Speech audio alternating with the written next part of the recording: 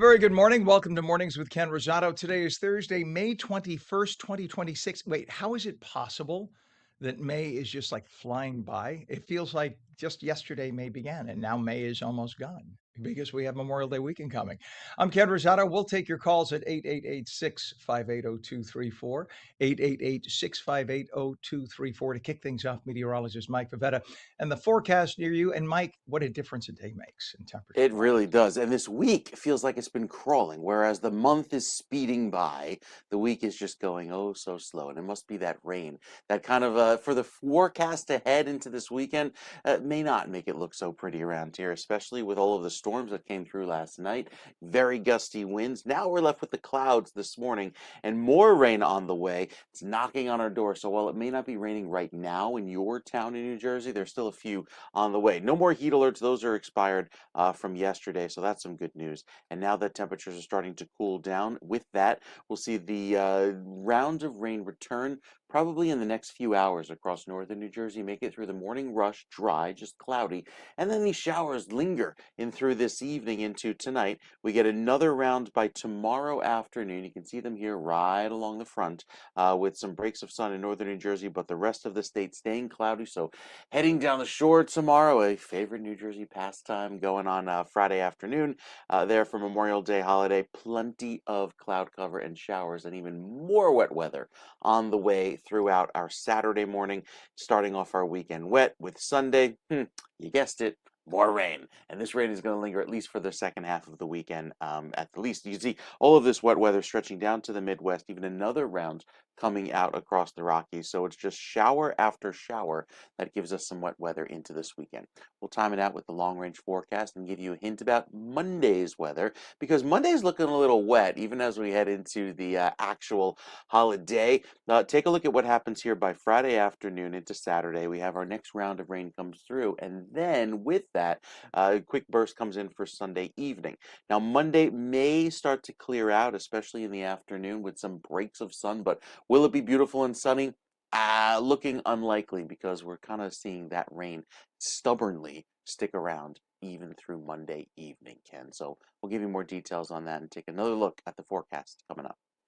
I don't know about stubbornly in my life. I have no idea what stubbornly is, but The weather's a now, Taurus this weekend. so it has, as far as I could remember, it's like Memorial Day is always kind of cloudy, Every rainy, cool, single and one. damp. It's so true. Yeah. Is it Pam? Is she the one with the connections to like the cool, damp, whatever?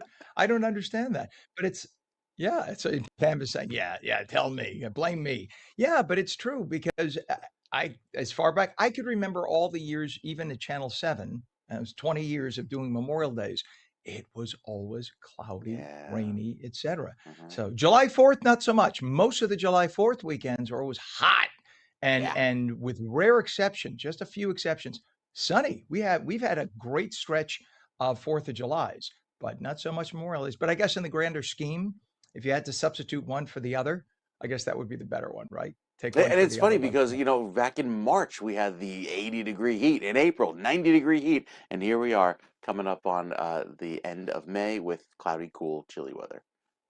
Yeah, well, there you have it. All right. Well, thank you very much, sir. Hey, let me just tell Pam, Pam, be ready to take the 7:45 block. That's what we'll do. Okay. You got that, Pam? Yes. That's a yes. Okay, I'll take that. I'll take that as a yes. All right, thank you, Mike. Appreciate you, sir. Um, we have a lot of traffic to talk about right now. 60 degrees, by the way, northern New Jersey. It is, let's see what we got here. We got 59 degrees in Trenton, 62 degrees Los Angeles, 61 degrees now in San Diego. In terms of traffic, we have down wires on US 1, both directions south of Woodbridge Avenue, Edison.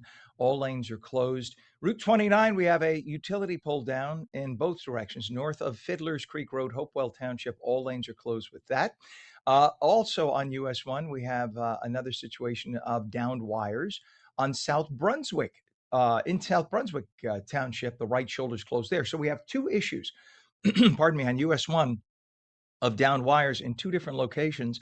And then we have on US 9, Route 9, we have a downed pole It is southbound, north of Sunrise Boulevard in Lacey Township. All lanes are closed there. The Hudson River crossings, if we take a look right now, the Hudson River crossings are looking kind of meds and meds, if you will. You go to the Lincoln and Holland, they're both going to cost you about 25 to 30 in. Go to the GWB PAM if you have it.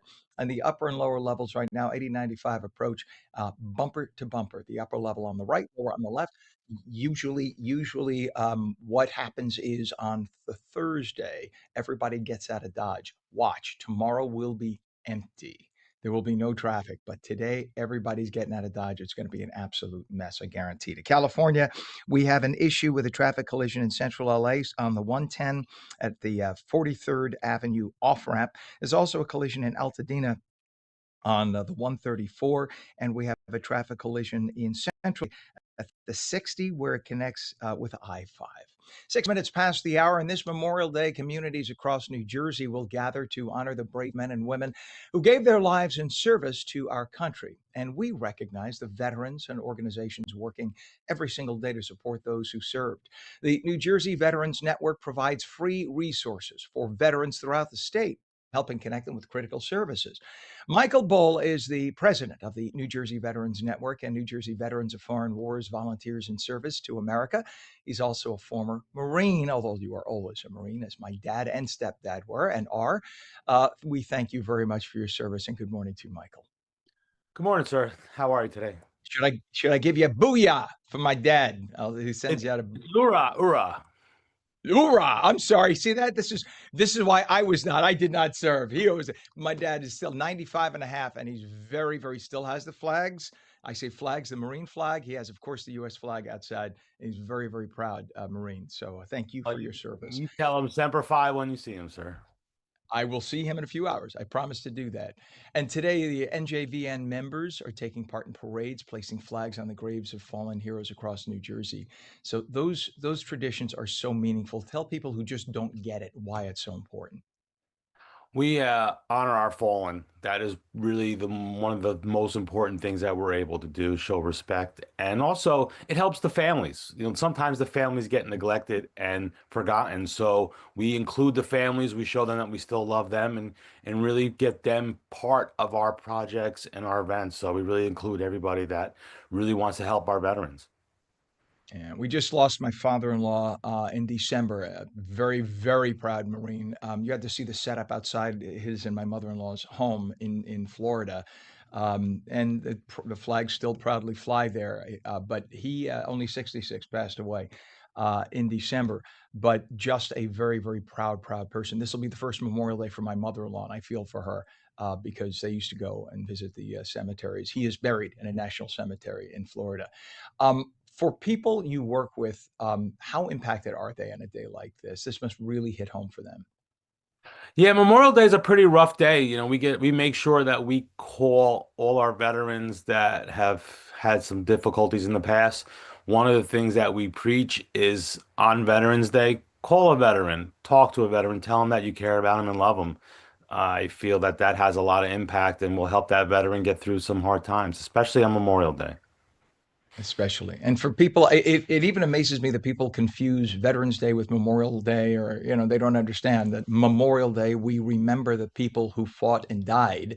And Veterans Day, we remember vets currently serving or previously. And it's okay. You could think of that either time, and that's fine. But just understand this is specifically meant as a holiday for those people who died to protect us. And how many people are willing to say, go ahead, take my life so that we could have this way of life in America, different from any other country on the planet. And people who forget that, it's really insulting to my soul. And I didn't serve, so I can imagine how it must impact you and people who did serve and risk their lives. So talk more about the mission of the New Jersey Veterans Network and the support that you provide all year long. So we aggressively seek out veterans in need and really provide them any kind of resources. We've been able to provide 60 cars, feed thousands of veterans, house them.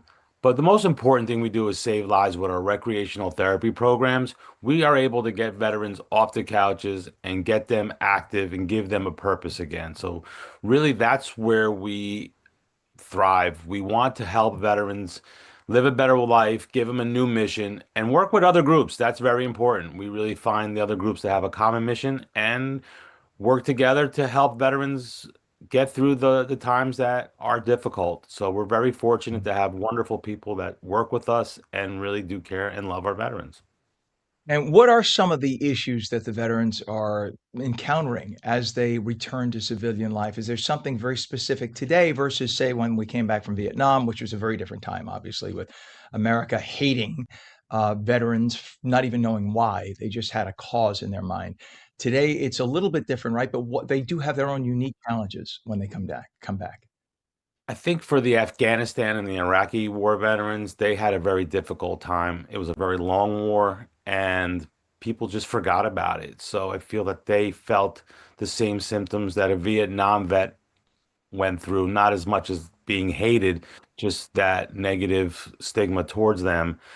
They're having a really difficult time, and like people don't understand, we lose 22 veterans each day. So we really work hard on helping these veterans, the ones that are coming home, showing them that there's people that care for them. The Vietnam veterans are the wonderful. They really reach out and want to show more empathy than any other veterans that I've seen so far.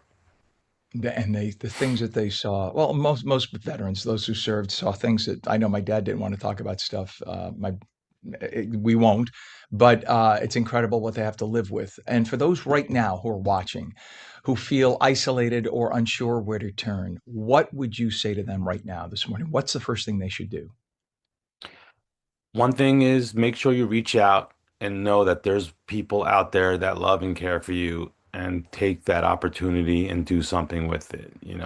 It is difficult to make that first step, but it's worth it. It'll change your life and get you in a better frame of mind and live a better life yourself because of you've done that.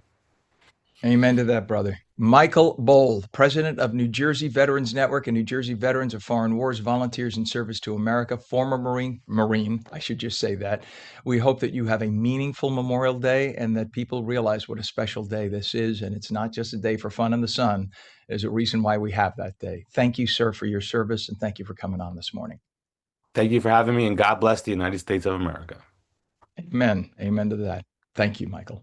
You're welcome. 13 minutes past the hour. When we return, we're going to talk with the author of the new book, Authentic, an old school approach to building a full life, successful business, and real relationships.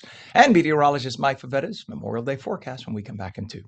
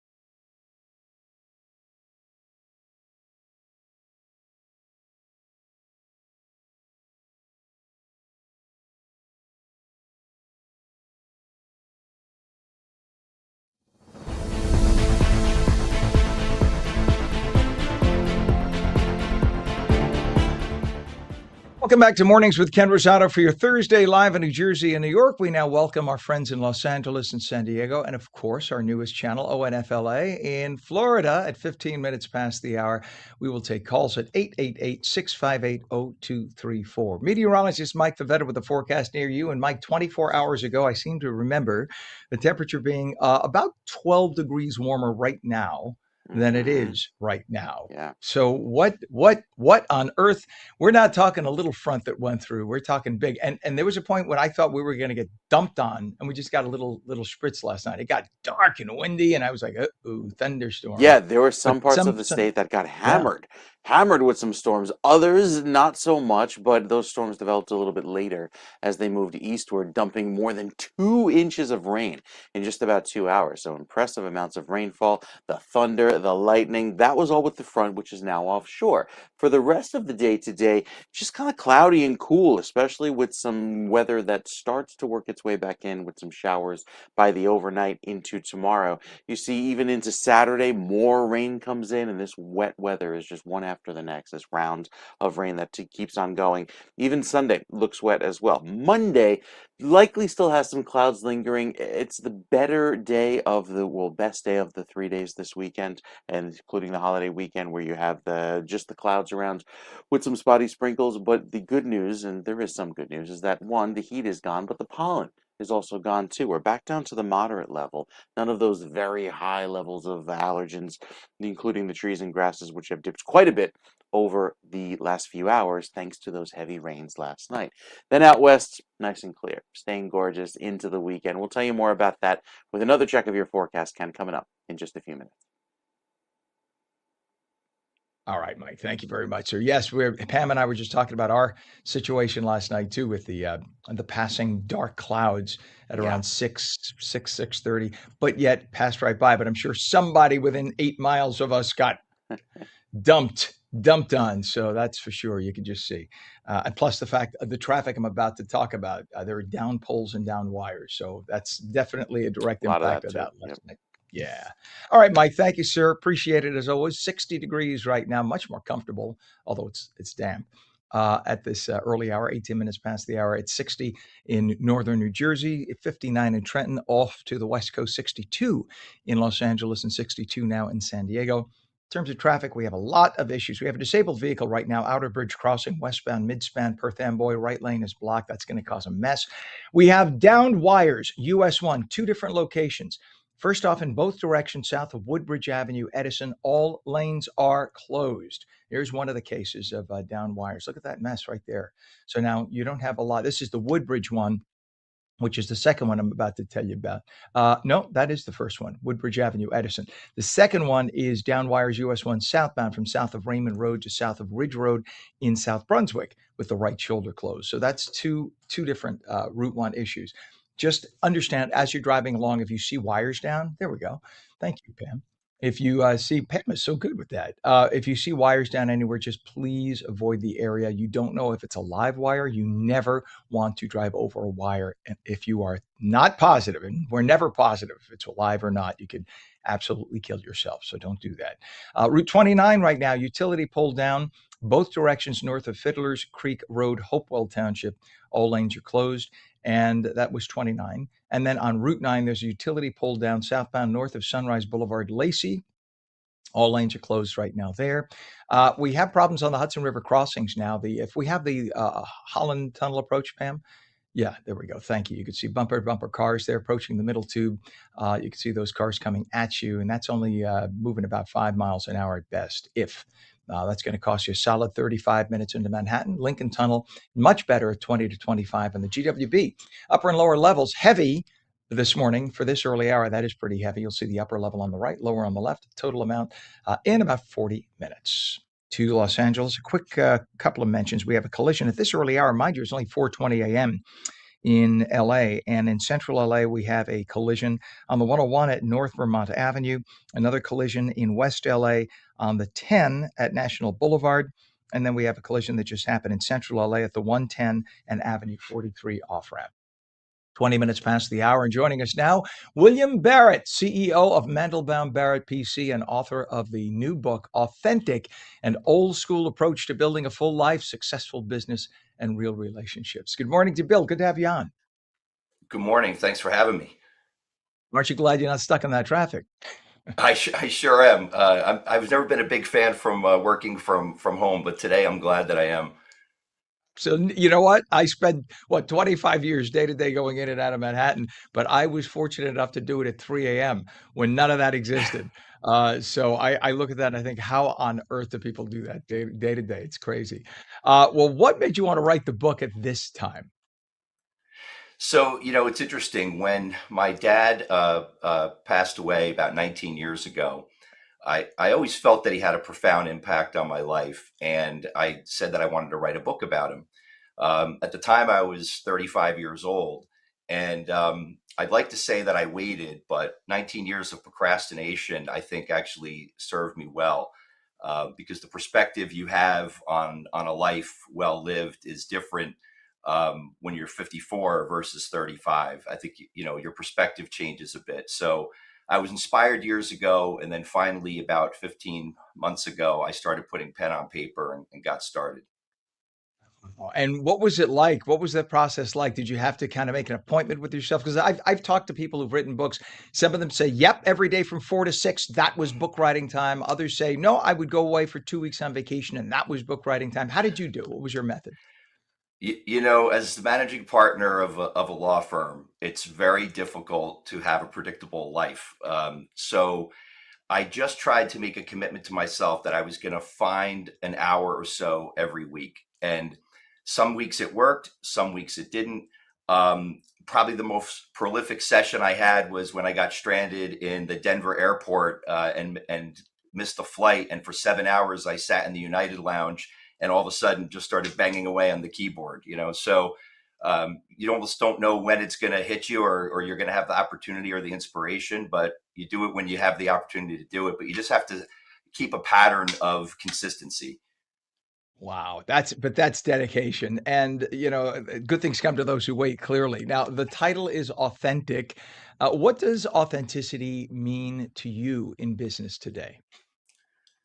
Yeah, I think, part of what I realized in the process of writing the book is that we've really gotten away from the fundamentals in maybe in life and in business. And I think that what it really means to be authentic, um, at its core, is to invest in human relationships and make real relationships a priority, and being a hero to other people and being present and giving of yourself, and just not everything being instant gratification. I talk a lot about people today being too transactional and less transformational. And I think we need to get back to being transformational. And that's why I'm glad I procrastinated for 19 years, because I think that these messages, these old school values, are very timely right now. In the 19 years, you accumulated a lot of wisdom that you could impart in that book. And so for real, think about it. 19 years ago, you were a very different person from what you are today. And think of all the stories, all the cases, all the people you've met as an attorney or just in business, and how that impacted what you wrote down on paper. Without a doubt, and it's a great point, because when I started the book, it was really all going to be about a tribute to my dad, and that is still the case. But what you realize is, you not only start to realize the impact it had on you personally, but then the common thread that wove together for me was, I've been blessed to be an attorney for entrepreneurs for nearly 3 decades. So I started thinking about all the most successful people that I've had the pleasure and been blessed to work with over the years. And I started to realize this common thread, that the most successful people I represented, who also not only financially successful, but who really seemed to have full lives, they had these same values. So it allowed me to actually not just tell stories about my dad, of which there's an abundant amount of stories, but also to bring in real life examples of people that I've had the chance to meet during these years, and be just so impressed by who they were as people and entrepreneurs, and to share some of the stories and how they were authentic and possess these old school values. Yeah, I'm glad you said that. I mean, having been in the business, working in ABC and Fox News for years, and Fox 5, I should say, in New York, um, the people I've met also, there is that in common. The wealthiest of people, first of the people I've met who are super wealthy are some of the nicest people. People think, oh, they're greedy, nasty, wealthy. No, some of the people, these are the most generous, most giving of their time, professional, and they have a very steady way. But you could tell that their brain works in a compartmentalized, managed fashion. They don't just roll out of bed when they want to roll out of bed and do what they want to do. And they have a very methodical way about their lives. That's what I've encountered, and I don't know if that's similar for you, but they do have purpose in their lives, and there is a reason why they roll out of bed in the morning. Have you encountered that? Without a doubt, because I think that that if you reach that level of success, you are a relationship driven person. And I think that when they get out of bed every day, they're trying to move the needle, not just for themselves, but for other people, whether it's the people they serve, whether it's the people who work for them. And it really all comes back again to investing time in people and investing, because I've said that if you really want to know what a person cares about, look at their calendar, not their checkbook. And I Mhm. don't mean by that, we need people, especially those who are the most fortunate among us, to be generous with dollars. I think that is important, and we should all give back. But when it's not that hard to write a check, all right? I'm not trying to Mhm. minimize it, but it's not that hard to write a check. But if you really want to know if someone cares about you, whether it's a cause or you as a human being, whether you're an employee, you're a customer, you're a client, look at their calendar. How do they spend their time?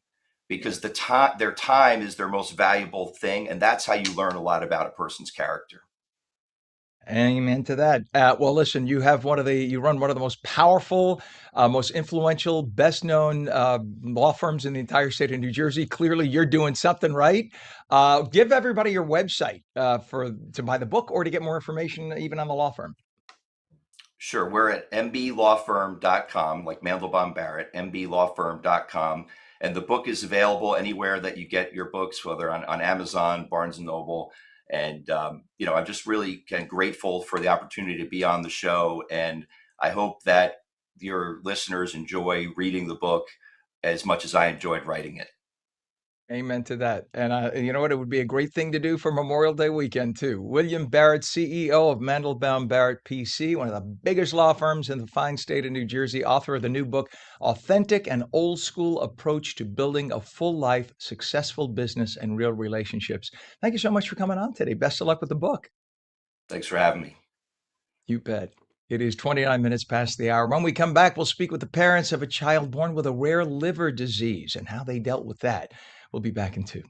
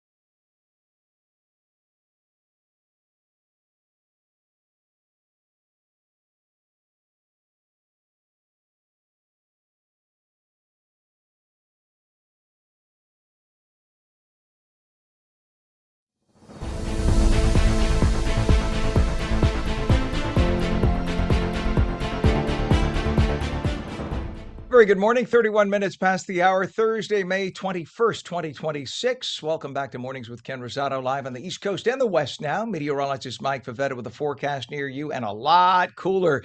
We're talking about temps in the low 60s versus temps in the mid 90s, all in a matter of a day or two difference. That's crazy. And they stay there, Ken. It's not like it's just a one-day brief cool down. We are stuck in the 40s for tomorrow morning in northern New Jersey, only climbing to the 50s and pretty much staying in the 60s this afternoon. Pam is all excited about this. She loves the cold weather. But yeah, when it comes with some, cooler temperatures, even as cool as you would find maybe in Northern California, it's not necessarily New Jersey beach weather for the unofficial start of summer. So you see all the clouds, you see all the showers here across the Northeast. It is wet and will stay that way, especially with some more rain returning later on this afternoon into this evening. And this line of showers just keeps on moving toward us over the next several days, just in time for tomorrow and Saturday and Sunday, and yes, even into Monday. So we are done with the record highs. Out west we go. You see all this cold front start to sweep through, providing some dry weather for the West Coast. And it's this wet weather that really stays offshore. All of the rain is not going to be over land. It stays over the ocean and remains there. So the dry weather persists, desert-like conditions. Even with that, the weather just remains dry and sunny right down toward the coast here, with a little bit of a marine layer coming back by the end of the weekend. So it stays wet. There's not a whole lot of sunshine around. This is the cool trend that we've come to know around here in New Jersey for the holiday. We've got more details on how the longer range forecast looks because, Ken, there is some milder weather on the way. It takes about 6 days to get here, but with that, some sunshine too in the forecast scheduled for next Tuesday. So we have a while before we get to that warm, sunny Wow. weather again. I know. Wow. Wow, that is a Yeah, stretch. My it goodness. is. All right. Thank you very much, sir. Yeesh. Pam is very happy. You see, Pam is connected. Pam is a big prayer. So I think Pam has talked to the Lord above and said, bring back my chilly weather, please, please, please, please. And God's like, God rolls the eyes and says, all right, Pam. So I think that's what happens. She says 99 is too hot. I'll give you that, Pam. But it shouldn't be 60 when we have June around the corner. Just call me crazy. All right. Thank you, Mike. Appreciate it, sir. It is 60 degrees right now, northern New Jersey. It is 59 in Trenton to the West Coast to our California viewers today. 62 in Los Angeles, 62 also in San Diego. In terms of traffic, we have a couple of issues right now still happening. Down wires, US 1, both directions south of Woodbridge Avenue, Edison Township. All lanes are closed. You can see the wire across the road there. Thankfully, it looks like people are listening and taking different roadways. It looks like nothing, but normally that would be very trafficked at this hour. So they have blocked off traffic from about a half a mile before that, which is why it looks empty. Normally, again, that would be bumper to bumper right now. Over to we have another US 1 is issue, not too far away either. Down wires, US 1 southbound, south of Raymond Road to south of Ridge Road, South Brunswick, with the right shoulder closed, and that's what you have there. You can see the right shoulder being closed with the sign up. Over to Route 9, we have a utility pole down southbound north of Sunrise Boulevard. In Lacey Township, all lanes are closed. Again, this is all because of the storms that rolled through last night. A lot of the heavy thunderstorms and high wind knocked down wires and power poles as well. And then we have a utility pole down Route 29, both directions north of Fiddler's Creek Road, Hopewell Township. All lanes are closed. The Hudson River crossings now, the approach to the Holland Tunnel is bumper to bumper. It's about 40 minutes into the Holland Tunnel. This is Route 139. You can see on the left side of your screen, that's the right tube it takes you into, and that is coming from Route 78. The cars that are moving are going to local roads. That's why they're able to move over to the Lincoln Tunnel and GWB. Lincoln Tunnel is pretty good. Only 20 minutes in right now via the Helix. And then if you look at the GWB upper and lower level, very heavy for this early hour at 7:35, especially on the lower level on the left. Upper is on the right, and it's going to cost you 40 minutes into Manhattan, either of those sides, upper or lower. In terms of traffic in LA, only 4:36 a.m. right now on the West Coast. We have a traffic collision now in Baldwin Park. It's at the 605 and Ramona Boulevard. Also in Santa Fe Springs on the 60 at Azusa Avenue off-ramp, and a collision in central LA at the 101 and North Vermont Avenue.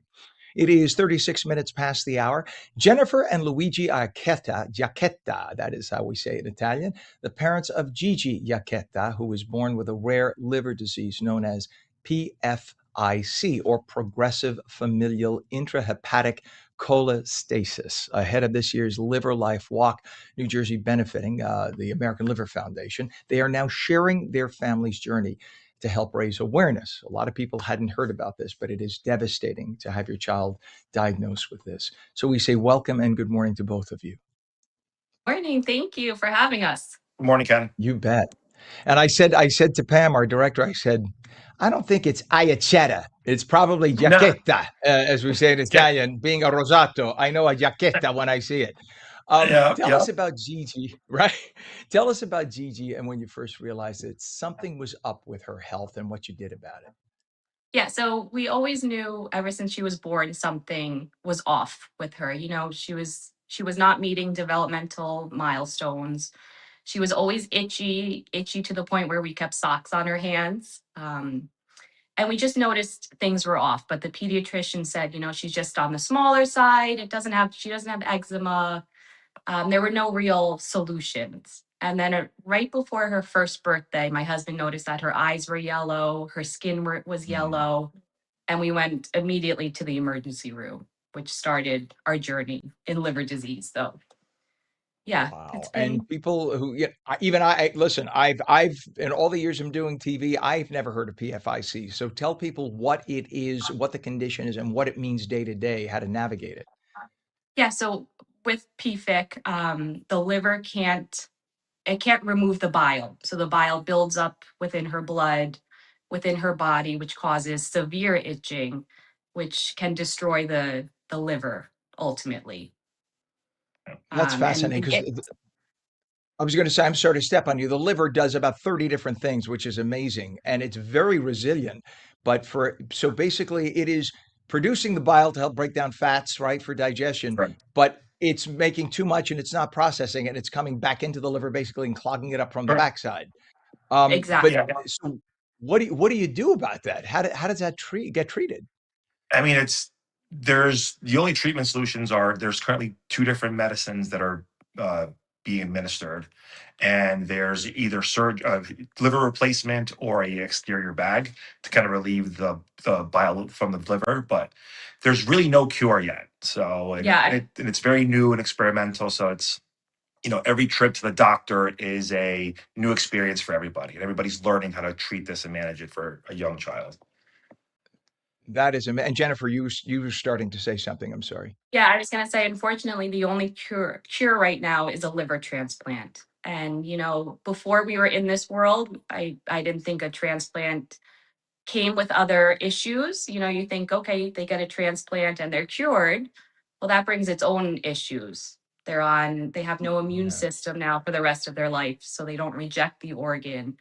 Which, if you think of a 4 or 5 year old going to elementary school with no immune system, that could be extremely dangerous and scary for a child and a family. So we Yeah. can't live with a transplant being the only cure, which is why we have to support the research and support the American Liver Foundation to hopefully find a cure one day. I have a very dear friend who had a liver transplant a few years ago, and I know what he goes through on a day to day. And he had the whole liver. Not some people get partial liver transplants and they grow back into a full liver, and he had the full one.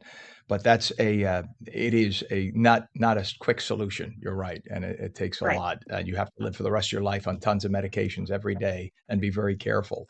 So, how has Gigi handled it? I mean, has she been the trooper and kind of battling through this? She's such a trooper, and which has made us stronger. And I think it's really hard because she goes to the doctors, which always leads to blood work. So about every month Mm. to 2 months, she gets blood work which includes about 7 vials that they take out of her. And it's hard as a parent. We pull into the parking lot and you see her, she gets scared.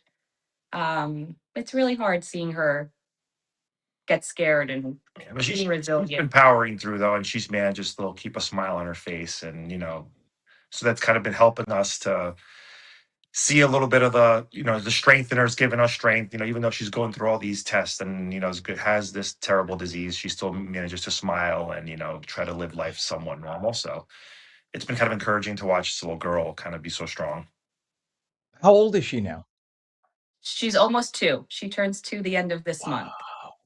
Oh, so she's a Yeah, little one going through she's all a of this. little. And is she starting to understand what's going on? Just she's seeing the routine now, I guess? And her newest thing, she says itchy there, and Points. she points to where she's itchy, and I rub her back or scratch her. And so she is aware that she's different. And, we have a 5-year-old as well, and she's aware of her sister's liver disease. And, she says when she grows up, she wants to be a liver doctor and find a cure for PFIC.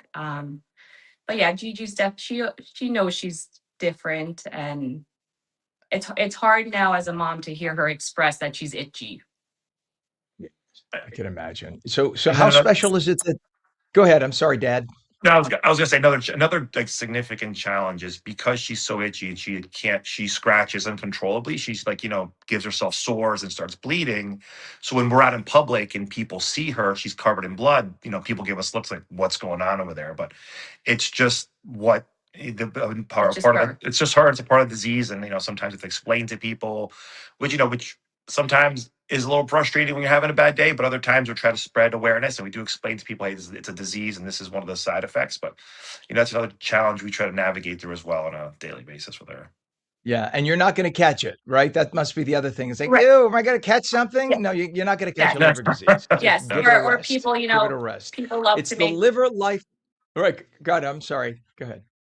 Oh, that's okay. I was just gonna say people love to make comments when we go out, and they're like, "Oh, did she fall? Is she a little itchy?" And I'm like, "No, she has a serious liver disease." Right.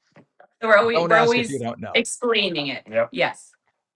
I'm sorry for that frustration, but God bless you for what you're doing. And hopefully, what you're doing with the Liver Walk will bring some kind of resolution to this. The Liver Life Walk takes place June 14th. It's in beautiful Verona Park, one of the prettiest parks in the whole. I used to live right near there, so I know it well.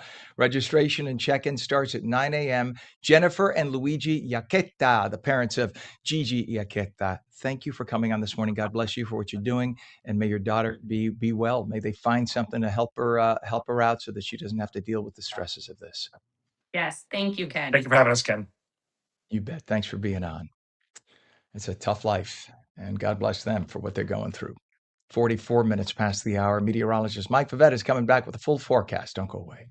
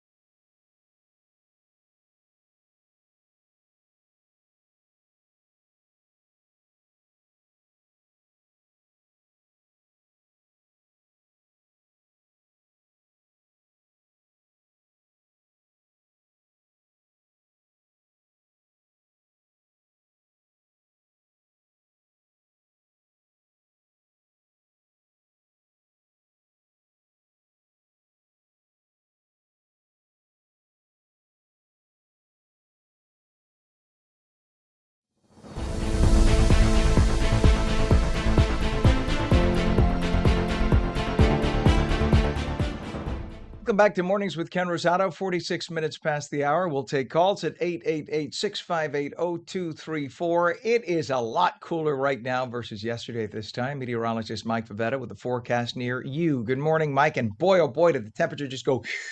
Last night we had the storms Yeah. come through and cooled it all off.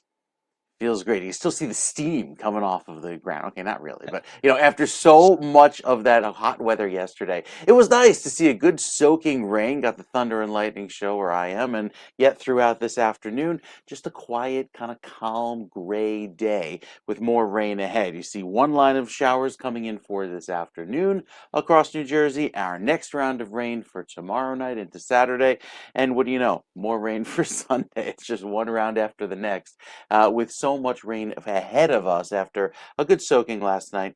We have another round of these showers that return by the end of the weekend. I think Sunday is relatively just cloudy, and then Monday we may start to get a little bit of brightening of the sky, but beyond that, it stays kind of gray even until Tuesday. Wednesday is when we're back to some sunshine briefly, with that warmer weather likely returning by the middle of next week. So even the futurecast showing that front lingering offshore, more rain on the way for today, mostly southern New Jersey.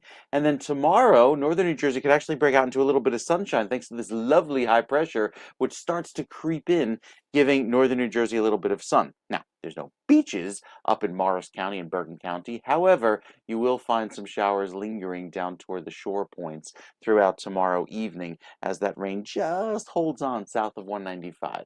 Then another set of wet weather comes in for Saturday, and then you see by Sunday morning, yes, more rain. But I think Monday starts to clear things out a little bit, even heading through the first few days of June, where most of the heat is in the upper Midwest. We'll try to sneak some warmer weather in here.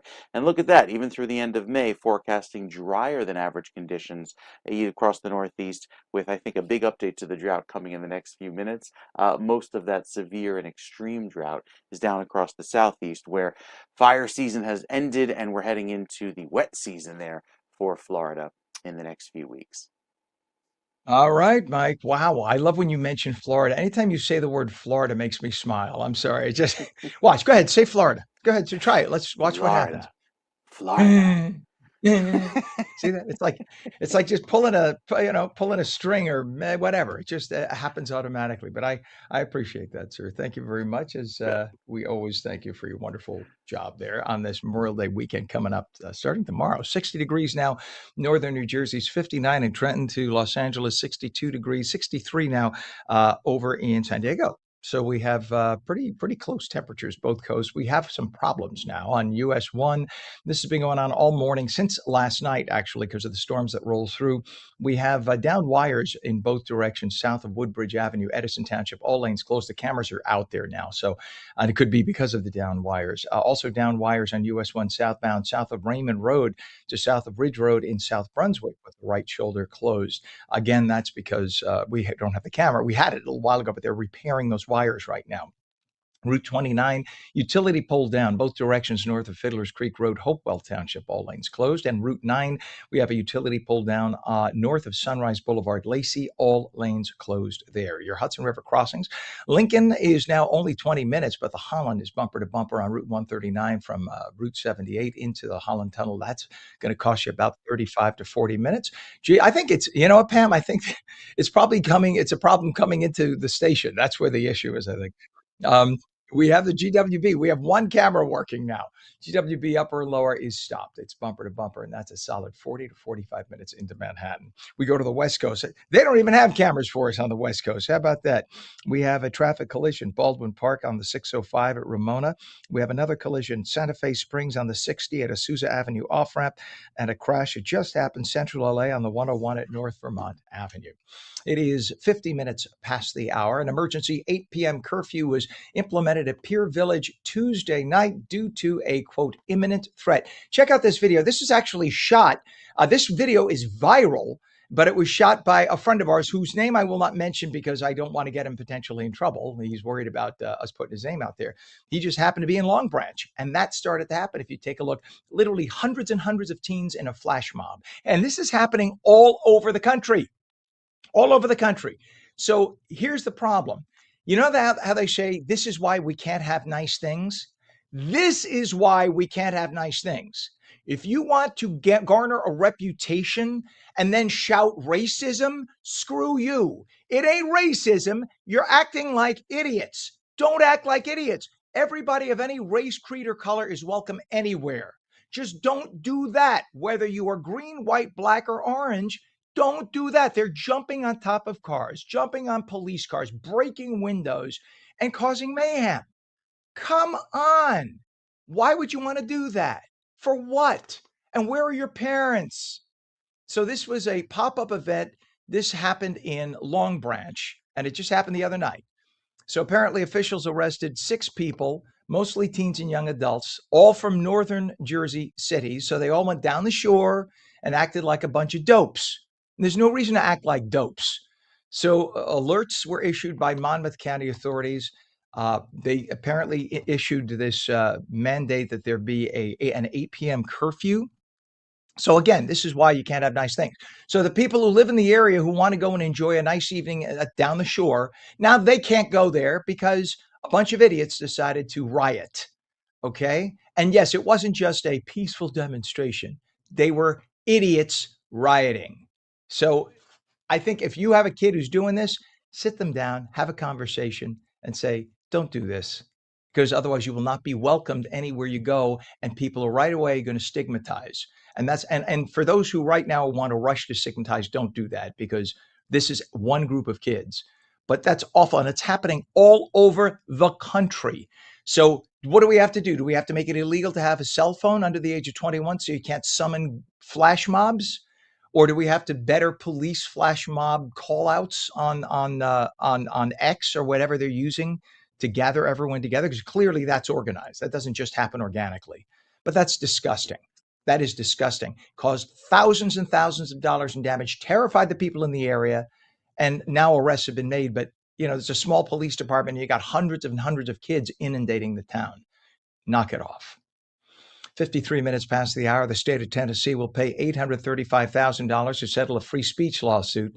Larry Bouchard was jailed over Facebook posts about Charlie Kirk's assassination. Now, for what it's worth, Bouchard's an ass. He spent 37 days in jail, this tub of crap right here, because he thought it was fun to mock and basically say that it's okay to murder a human being. You could hate Charlie Kirk for whatever reason. I don't know why you'd hate a person who's simply talking about freedom and equality. But whatever. He basically was going online saying that yeah, it's okay. What's a big deal? So what? He had it coming. And so he was jailed because that sounds like a threat, right? Now it turns out it was determined that this tub of crap right there, that his free speech rights were violated. You know what? You do not have a right to shout fire in a movie theater. Free speech goes so far. And when it brings you to the line of causing riots or harm, and I guarantee that with a better lawyer, that he would be still in jail. Yes. Now I could hear the liberal lawyer friends of mine saying, no, Ken, you don't understand the First Amendment. I damn well do. I damn well do understand the First Amendment. That's what I've done for 40 years of my life. I'm a journalist. But listen, there are things you cannot say. I can't come on here and rally up a riot. Okay. That's free speech, right? No, you can't do that. And when you make it okay, when you go online on social media and make it sound okay to murder somebody, that is a problem. And if we accept that, and a circuit court is saying, yes, if this were appealed to the Supreme Court, I guarantee this tub of crap would be back in jail. So just saying.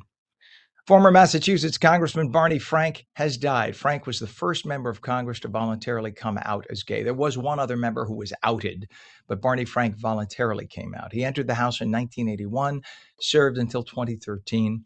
Frank helped write the Dodd-Frank banking reform law after the 2008 financial crisis. He was a strong LGBTQ rights proponent and worked to end the don't ask, don't tell policy. He also became the first sitting congressman in a same-sex marriage.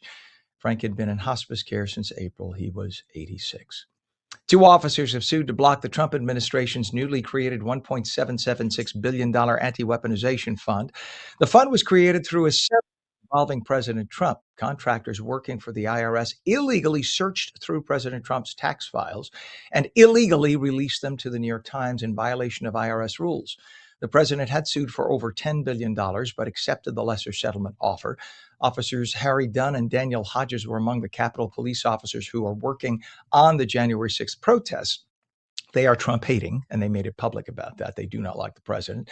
They argued that the fund could end up rewarding pardoned January 6th rioters financially. The lawsuit is seeking to block payments. The Justice Department said the fund addresses claims of government lawfare as scores of conservative protesters and politicians were the target of prosecution from the IRS and other federal agencies in what appears to be a political witch hunt against the right of this country. New York Mayor Zoran Mamdani appeared to be upset that press passes were issued to Luigi Mangione supporters. Oh, like he didn't know it happened, even though it was Mamdani's own people who issued those press passes. 3 women attended a court hearing for the accused killer of United Healthcare CEO Brian Thompson in cold blood. The supporters don't deny committed the murder. They outwardly say the victim, in their words, deserved to die. Isn't that lovely that you would say that of any other human being? Mamdani said the city will review its press credentialing process. In others, look, Mamdani, just don't give it to these people. They're not real journalists. The women operated small independent media and social media accounts, and this has got to stop. People wake up the next day and they say, I'm a journalist. You know what? There's a licensure process for everything else but that. So the problem is anyone can call themselves that, and then they demand a press pass. Other former mayors have come forward and said, you're an idiot, basically, to Mamdani. Says there's no reason why these people got a press pass. And the assistant principal of a Virginia elementary school where a 6-year-old student shot his teacher in 2023 did nothing about the fact that he had a gun, despite receiving repeated warnings from colleagues. Before the January 2023 shooting at Rich Neck Elementary School in Newport News, school employees told Ebony Parker they believed the student had a gun in his backpack, but she ignored their concerns. Parker is now facing 8 counts of felony child neglect for her role in the incident, which wounded first-grade teacher Abby Zwerner. Parker's attorney says that if the teachers believe the kid really did have a gun, they should have at least separated the child from 19 other students in the classroom. School policy at the time required crisis situations be reported to an administrator who is required to take action. And officials in San Francisco are using an AI system to protect whales from ships. The Whale Spotter Network tracks whale blows and heat signatures all around the bay. And when they find or believe they find a whale, they track the whale, and they could hopefully, with AI, predict where it's headed and keep it safe. 58 minutes past the hour. For those of you watching on LACA on the West Coast, stay tuned for your local news. If you're watching ONNJ, we're coming right back. Don't go away.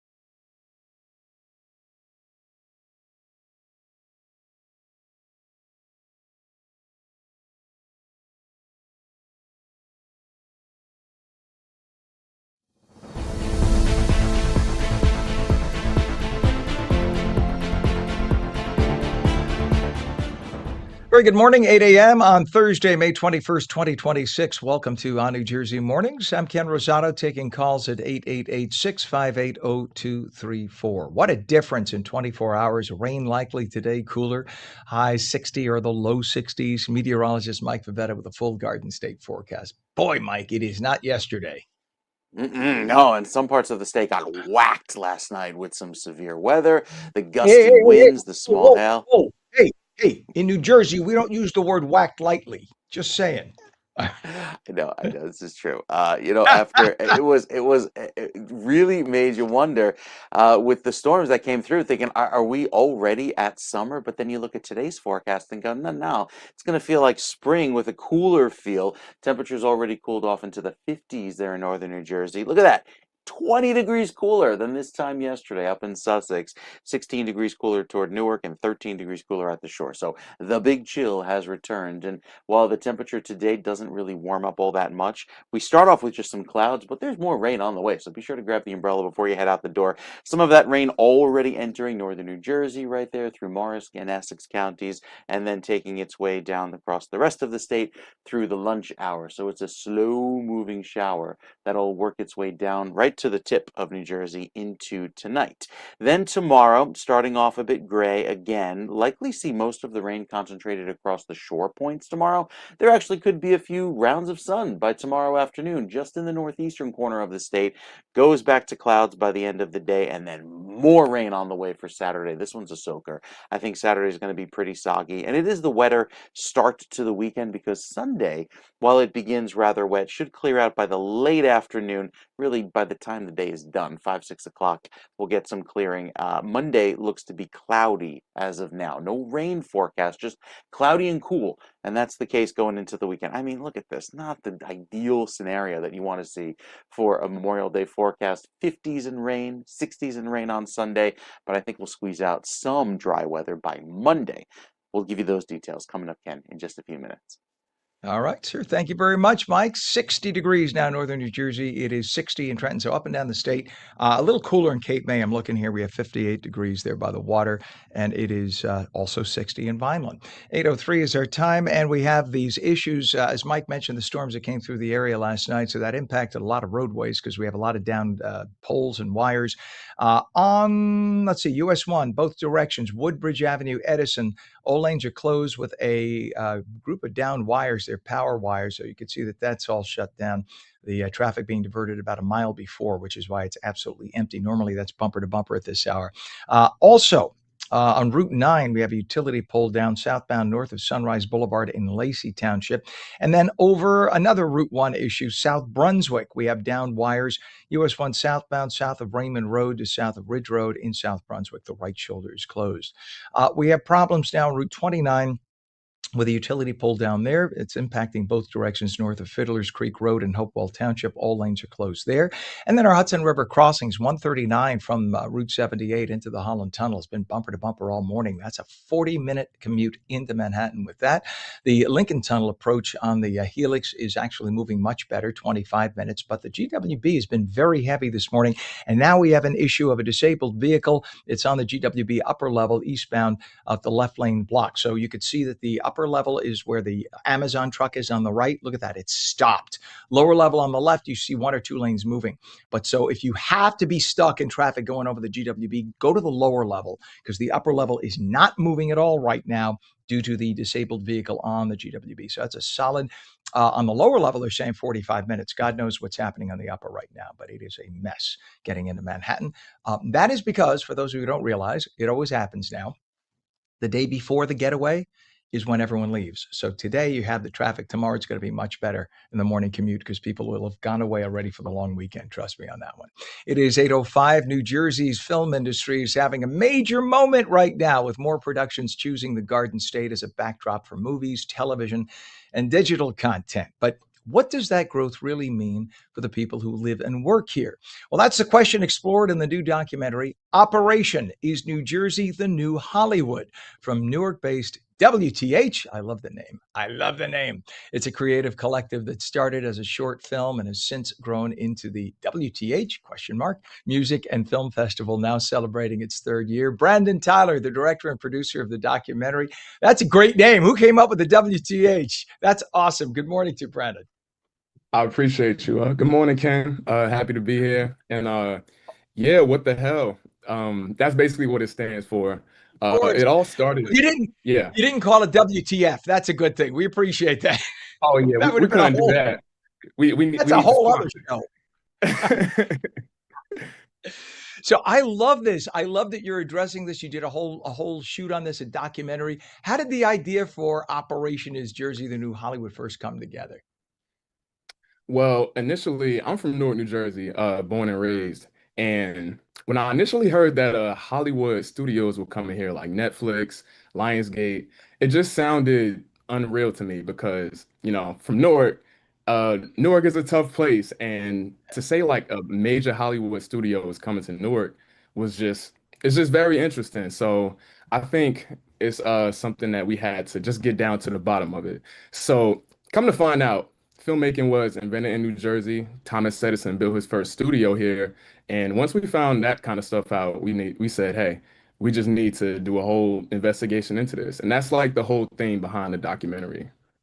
That's awesome. And what if you think about what New Jersey has, you got the two of the biggest cities in America, the largest New York, fourth largest metro area in Philadelphia. On either side, you are not more than 2 hours away from anything in the entire state, right? Within 2 hours, you could be in mountains, you could be at the shore, you got lowlands, you got highlands, you got rural, you got big city. You have everything within a 2 hour drive in New York. You notice the Italian hands moving here. I can't talk without moving my hands.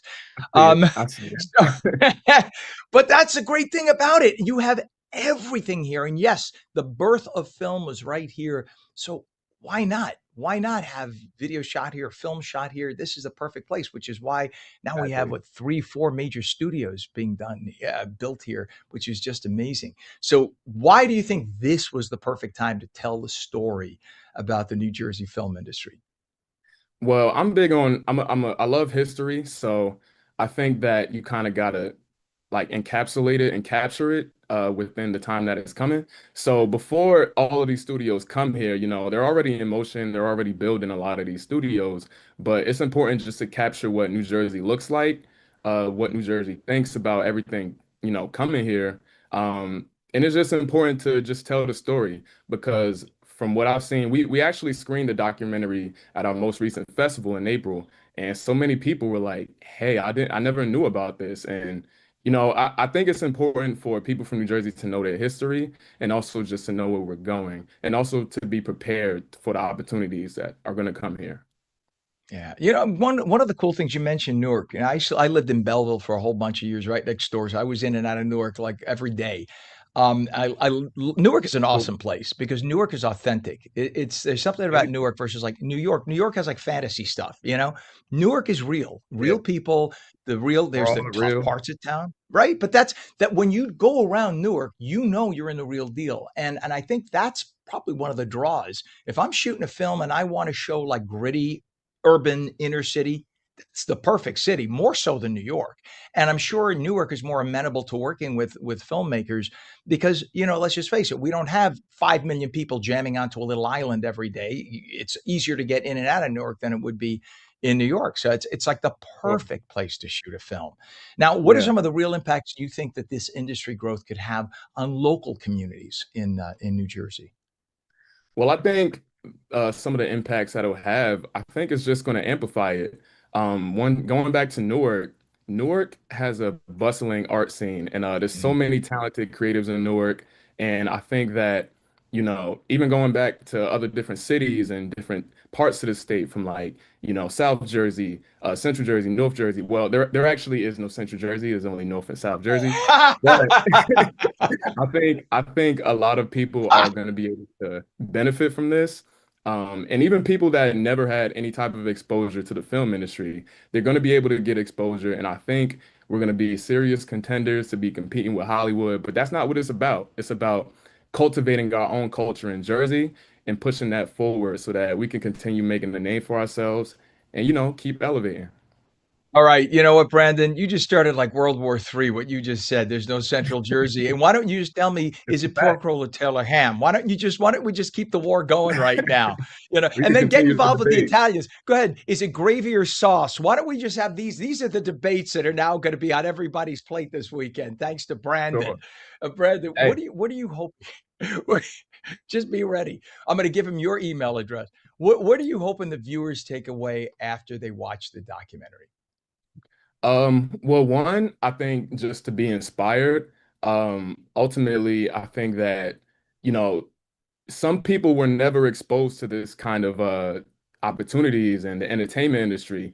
Coming from New Jersey, of course, we're like right over the bridge from New York, but New York, Atlanta, Texas, LA, those are like the big major cities. And I think that it's important that, we understand we have some opportunity coming here. Jersey is cool. Jersey is the place to be. You're going to see a lot of people moving to New Jersey. You're going to see a lot of people, setting up shop.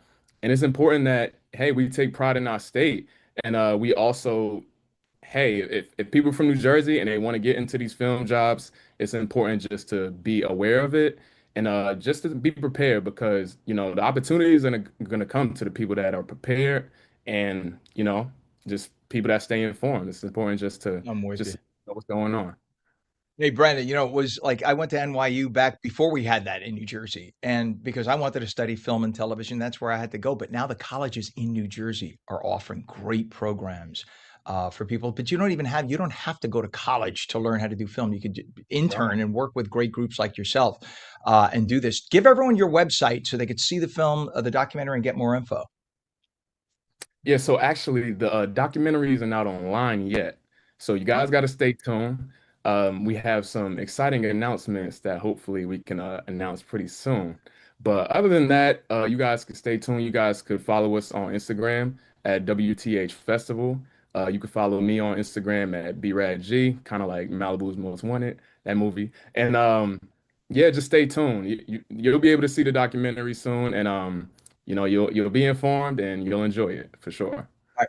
Brandon, you got to come back on when that's released too. All right, we want to see it because I'm dying to see this. This is Hey, nobody documents our state. Nobody does, and the fact that you're taking this and doing this is an awesome thing. You're doing a big service to New Jersey, and I can't wait to see it personally. So, Brandon Tyler, the thank director you. and producer of the documentary Operation Is New Jersey the New Hollywood from Newark-based What the Hell? Question mark. Check him out on Instagram, and we will see you back here soon, Brandon. Thanks for coming on, and all the best with it. All right, thank you, Ken. You bet. It is now 60 degrees, 8:14. When we come back, a wellness advocate and host of Level Up with Rain likely today. What? Look at that. I messed up my own script. A wellness advocate is coming. You see what I did talking about rain coming up today? That's the forecast. Anyway, we will talk to a wellness advocate coming up in just a minute. Don't go away. You're watching on New Jersey Mornings.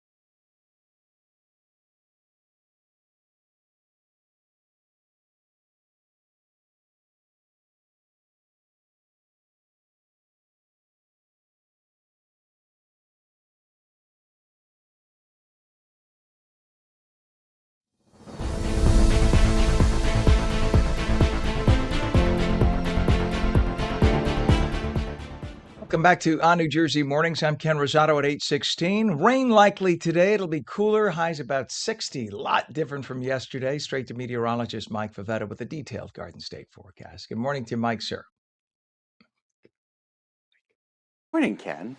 Kind of looking at that UV and going, oh man, making the weather graphics, looking up the weather, and I see that yesterday we had the UV of an 8, right? Only gets to a 9 as the highest this time of year as we head toward the summer solstice. Today, 2. I was 2. going to say That's 0. it. 0. So close. I know. You just look It's outside so and go, low. oh, It's so low. It's sucking the UV out of our hearts. It's like the energy is coming from our souls. mm-hmm. Yeah, It's so all right. we're gonna have to get our vitamin D elsewhere for the coming Right, future, at least for exactly. the next 6 days, because the weather is looking rather gray all across the shore points. Look at this, the temperatures in the 60s, coming off of the 90s yesterday. Of course, we have some more rain in the forecast, even though it's not raining right now. Those showers are working their way south across New Jersey, starting their way up in northern New Jersey first, right up there towards Sussex, Warren, Morrison, Hunterdon counties, and then slowly migrating across the state for the rest of the morning. So plan on that wet weather today. Plan on more wet weather tomorrow.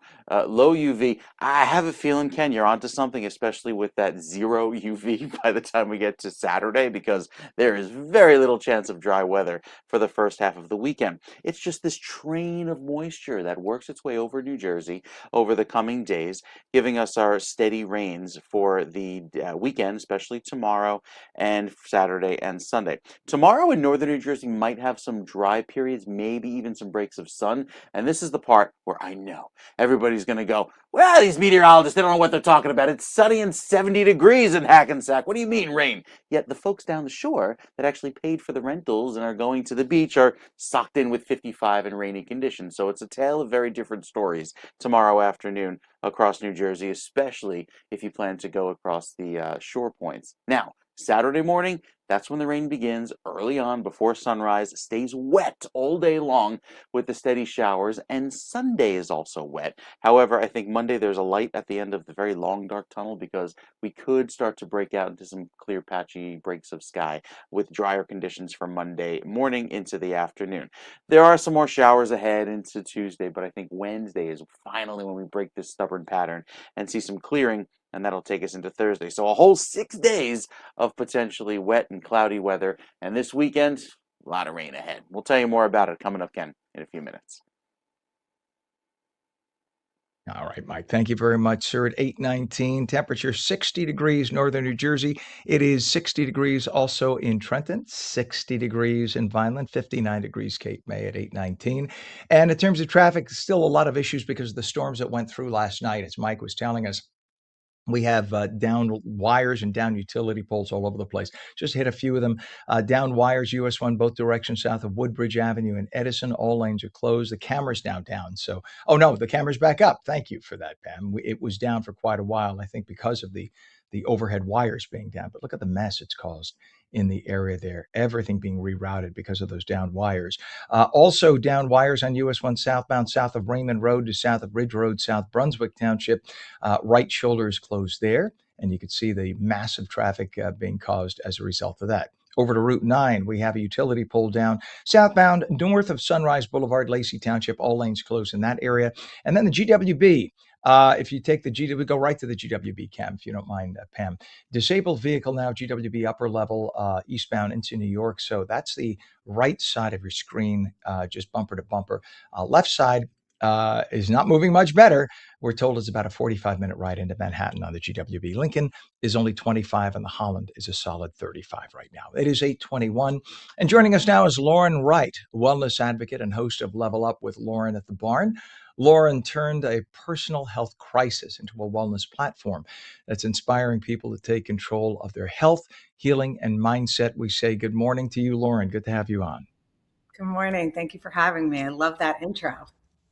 And I could see you, of course, in the setup cameras off to the right. I could see when I flubbed my T's, I could see the smile on your face because it's like, yeah, I do this. I know what he just did. I get that. I love that, people who do this can get it. We were radically and crazily trying to reformat the show as we were live on the air. And of course, I eliminated half a paragraph. It is what it is. It's No worries. not network television. It's all good. So tell us about, what happened 6 years ago that changed everything in your life and everything for you? Yeah, so I've been on a pretty incredible healing journey the last 6 years of my life. It actually started with a root canal 6 years ago. I had a root canal process, and right after we closed up the whole procedure, my body started to short circuit. I started to have thyroid issues, hormone issues, gut issues. Every time I was eating foods, my skin was burning. I was breaking out in rashes. And it was extremely unsettling, to say the least. It was pretty scary. And I found that no doctors were connecting any dots. No one was helping me figure this out. And it really was forcing me to really advocate for myself. And I really had to take my health into my own hands. I had to become the CEO of my own health and start figuring things out on my own. And I started connecting dots and researching, and I was able to work with some incredible healers in the mind, body, and spirit space. And I really came a long way with it. And I felt really compelled in everything that I was learning to share this information with people so that they could advocate for themselves and become the CEOs of their own health, which what inspired me to launch a Instagram page and being able to express all this information in a really intentional way, an artistic way that felt authentic and that could be easily digestible and relatable for others to take and to run with. Lauren, when somebody encounters something like that, you can go in two different directions. You could either just have a panic attack and not know what to do or where to turn, or you could do what you did, as you said, be the CEO of your own health. Did you ever have a moment, though, before when you were at the point of panic thinking, where do I turn? Who do I talk to at this point? Oh, I definitely was in panic mode for a good portion of time, because I think, in life, you are taught to look to doctors until, for help and guidance. And when you're not getting what you need, it can make you feel extremely alone and not knowing how to go about your next steps. And there was definitely panic that set in, but I think with my personality, I quickly spun that and was like, all right, we don't have time for this, Lauren. Like, we have to figure this out. And I'm a big believer that in life, things are happening for you and not to you. And, now being on the other side of it 6 years later, I'm really realizing, like, wow, this journey is exactly what it was supposed to be. And look at everything you're doing now with it. So, Lauren, at what point did you decide you wanted to share your journey publicly, and what has the reaction been? Have you gotten a lot of people who say, I'm going through that exact thing and I didn't know where to turn? What's the reaction been? The reaction has been pretty incredible. I think with my journey and how I'm able to articulate things and the authenticity that I speak from, I think it's extremely relatable, and I think it's refreshing, frankly. And I think there's a lot of people who are very frustrated with traditional models of healthcare. And I think it's been inspiring for people. And my job is not to tell anyone that what they're doing is right or wrong. It's literally for me to share what my journey has been and my learnings, and, to kind of create that light bulb moment for people where they're like, wait a second, like, I've experienced that, or I have had that notion, or that's crossed my mind. And then they can kind of take that information and, go down whatever path they want to, and hopefully starting their own healing process. Amazing. And I can't even imagine how many people you've impacted and helped by doing that. And I know your podcast is filmed. You're in New Jersey. We won't say where, just like I don't say where. I'm in northern New Jersey, and we don't want to hey, come on and ring the front doorbell. But the podcast is filmed in an incredible barn that you built on your property. How did that dream come together, building that and putting together your studio?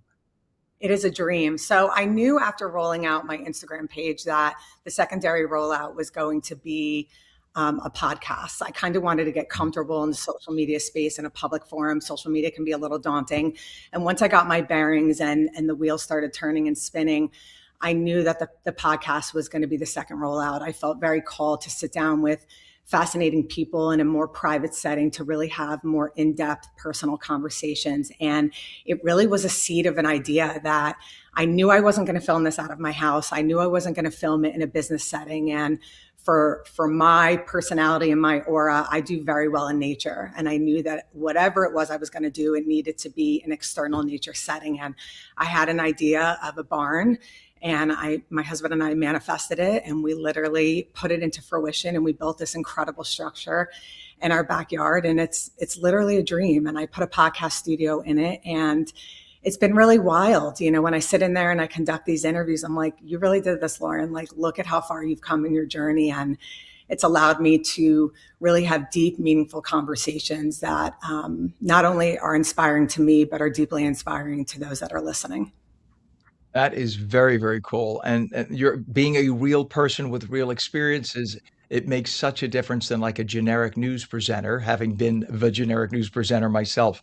And I look back at the early film or video of myself, and I'm like, you know, were you really communicating something from the heart or just reading words on paper? You are communicating from the heart. Talk about, we have about a minute left. So just quickly tell us about some of the interviews you gravitate toward. You had Dr. Charles Violati from Villa Marie Claire Hospice resonating with people with the story. So talk about how a conversation like that is so important to you. Yeah, my interview with Dr. Violati was deeply impactful. He's the medical director of Villa Marie Claire, which is a hospice facility in northern New Jersey. And I felt very called to speak to him about what happens in the in-between when somebody is, you know, nearing their end of life. What happens when you're in that passageway between earth and heaven?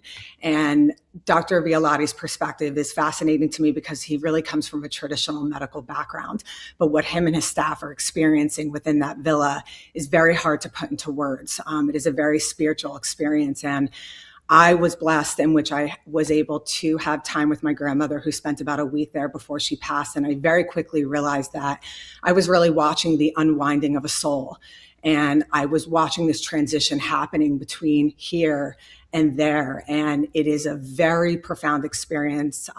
Dr. Violati is, in my opinion, a guardian of a soul's last chapter. And he really has opened up my eyes to the notion that end of life is about living, and it's not about dying. And there's so much beauty and grace and connection that happens at end of life. And it was not only deeply impactful for me, I know it was deeply impactful for Dr. Violati with our conversation. And it's one of those conversations that I think will stay with me forever. You know, we're all going to die one day. But to know what really happens at end of life and where we transition to, it's a very, very special experience. And it was one for the books. And that helps get rid of some of the fears of, I think we fear what we don't know, right? So that helps dispel some of the myths and get rid of some of the fears. We're down to 10 seconds. Lauren, I want everybody to know how to find the website, et cetera. What is a website so they can see your podcast? My Instagram handle is levelup_with Lauren, and my podcast, Level Up with Lauren at the Barn, is on all streaming networks. Beautiful. Lauren Wright, wellness advocate, host of Level Up with Lauren at the Barn. What amazing stories. We got to have you on because there's so much we didn't get to today in the short amount of time. But please come back. I want to talk more with you, okay? Thank you so much, Ken. You bet. Have a great day. Thanks for coming on. It is now 60 degrees, 8:29. When we come back, we'll speak with a woman who's helping women rethink everything. Phone lines are open, 888-658-0234. You're coming back in 2 minutes.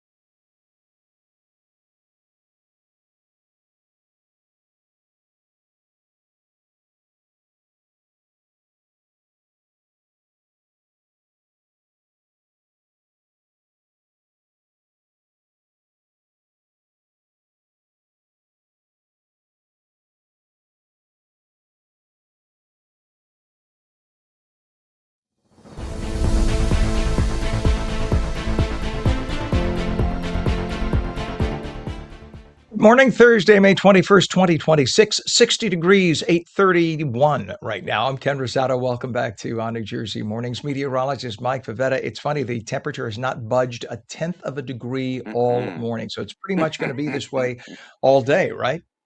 Oh, it's probably going to go down with some rain that comes in the next few minutes. So, yeah, not looking great, Ken. Just very steady, very gray. Even at the shore points with that breeze coming off of the water, temperatures hold in the 60s today. It'll feel chilly with that wind and rain lasting throughout the next few days. Today is starts to see a little bit of wet weather with those gusts right now, upwards of 20 miles per hour at the beaches. Could see a 30-mile-per-hour gust off of a 51-degree Atlantic Ocean. So, very chilly weather. And that wind keeps coming in from the east, allowing those clouds and showers to keep on rolling through. The only good news is that it keeps the pollen lower, so we're back down to the moderate and low levels of allergens from grasses, weeds, trees, and even molds. But over the next few days, we'll see them pretty low, even as the sun rises nice and early, the sun sets nice and late. Won't be able to enjoy a lot of that sun, especially with more rain that's moving through right now. So here are the showers working their way through northern New Jersey. They slide across the state through the next several days, giving us our high chances of rain right up there. Saturday and Sunday, up around 80, 70%. And then we see a drop off with some drier weather arriving about 6 days from now. That's how long it takes to clear out this very stubborn weather system. So day after day, we see the rain chances. I think tomorrow, northern New Jersey has a pretty good chance of breaking out into some sunshine, whereas the southern half of the state stays wet. And then it's right back to the rain for all of New Jersey all throughout the day on Saturday, and then again into Sunday with system after system plaguing us with these showers. I think Monday has a better chance of seeing some brighter skies with some drier weather. But until that time, plan on getting wet. Monday gets to a high of 75, little break in the clouds, and then we're back up in the 80s by Tuesday and Wednesday. So it takes some time. It's the shore points that also look really chilly because that wind off of the water brings in some of that cooler feeling air, and we'll be stuck in the 70s at best, I think, going into the second half of the weekend, Ken. All right, sir. Thank you very much. Appreciate that, Mike. 8:34 is our time. We have a temperature 60 degrees up and down the state, pretty much the same no matter where you go in New Jersey. We have a few issues on the roadways just popped up. A lot of downed wires and utility poles, so be careful. You might turn down a street, boom, you're going to be confronted with that. So we have a utility pole down on US 40, both directions east of Franklin Avenue, Egg Harbor Township. So this is down the shore bit. All lanes are closed now on Route 40, Egg Harbor Township. Jersey Turnpike, we just got an overturned vehicle reported in a roadway northbound north of interchange 12, which is by Carteret Rawway in Linden, 2 right lanes blocked there. US 1, we have downed wires, both directions impacted south of Woodbridge Avenue, Edison. All lanes are closed. So you can see that's been that way much of the morning. Over to US 9, we have a utility pole down southbound north of Sunrise Boulevard, Lacey Township. All lanes are closed. And back to US 1, different location. This is down wires southbound, south of Raymond Road to south of Ridge Road, South Brunswick. Right shoulder's closed, and that's impacting traffic quite a bit, as you can see there.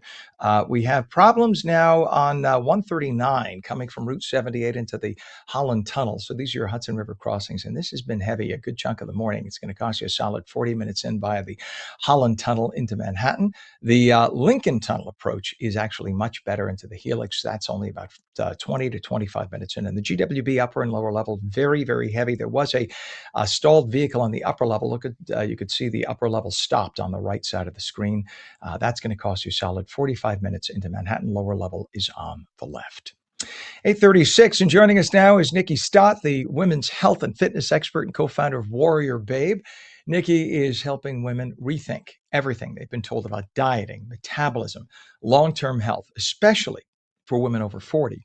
Now, instead of extreme calorie restriction and endless cardio, she's focused on strength training and proper nutrition and building sustainable habits that actually support the body long term. Nikki, good morning. Great to have you with us.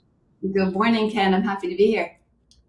Well, speaking to you as a man who used to be 360 pounds, and I am exactly half my former body weight, I tried all of that stuff. Tried the calorie restriction, that lasts 2 days. And then you gain it all back and then some. Tried the low-fat dieting, which was the big deal in the 90s. Everything was low fat, no fat, low fat, no. So I was eating carbohydrates that like came out of my nose. That didn't work. But I love your holistic approach and your strength training and your muscle building and how that impacts your metabolic future. So talk about that. Yeah, well, that's an incredible journey that you've been on.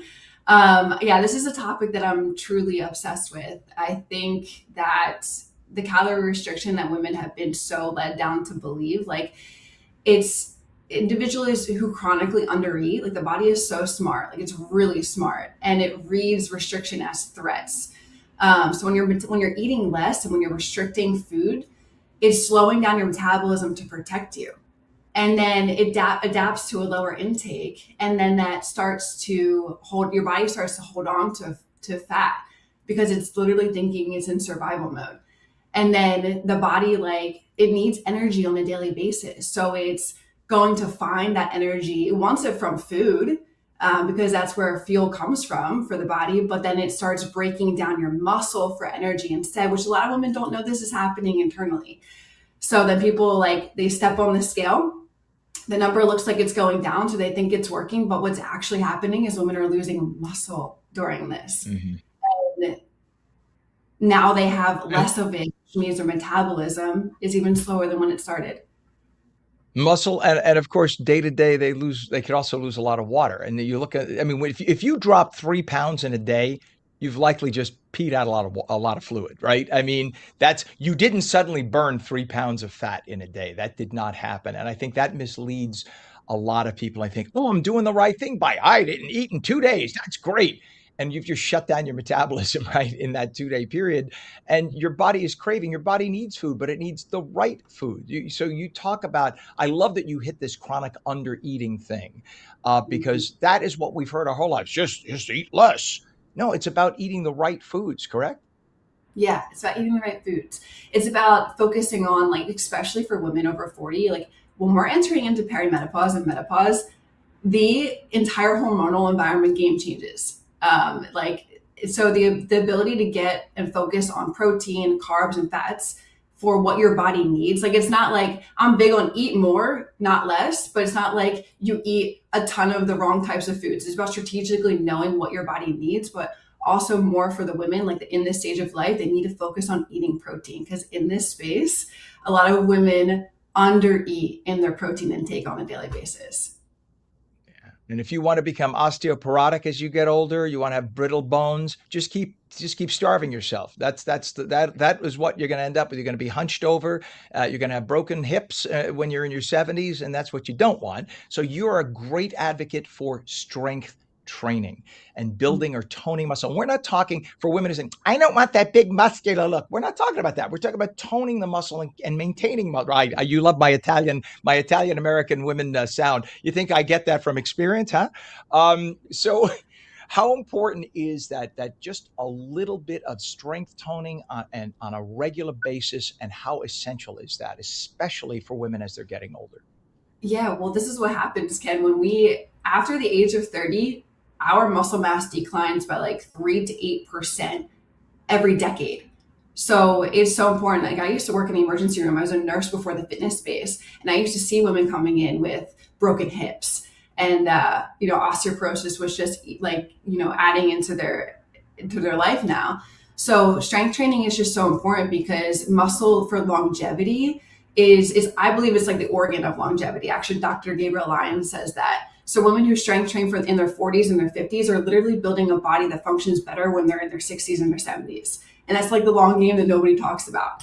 So focusing on, building more muscle, not only too does that help for longevity, but it also helps for a faster metabolism too as well. Meaning we can burn calories while we're just like hanging out, like me talking to you right now, I'm burning calories.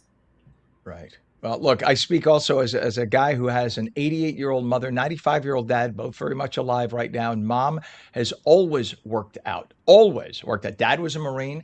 Mom today still eats her proteins, her salads. She is ridiculous about her diet, really, and I mean that in a good way.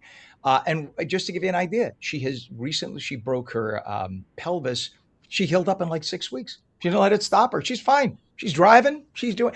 But that's because she's been working out for years. She takes it seriously.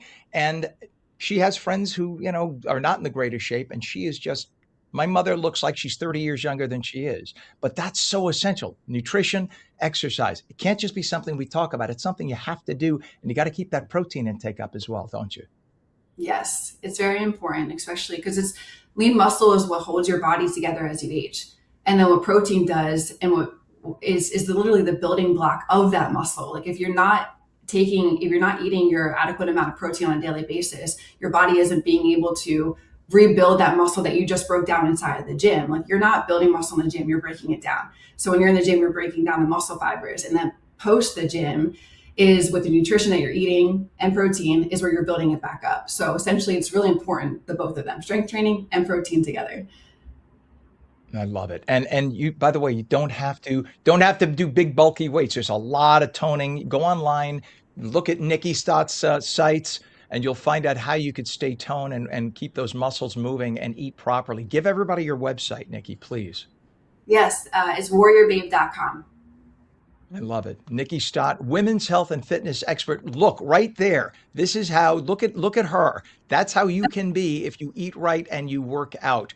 Fitness expert, co-founder of Warrior Babe. Thank you so much for coming on this morning. You are an inspiration. Ken, thank you so much for having me. Appreciate it. You bet. Anytime. Please come back. 8:43 right now. When we come back, our friends at AARP New Jersey will bring us a segment on how to navigate changes in the SNAP and Medicaid programs as we speak with the Commissioner of the New Jersey Department of Human Services, Dr. Stephen Cha. We'll be back in 2 minutes.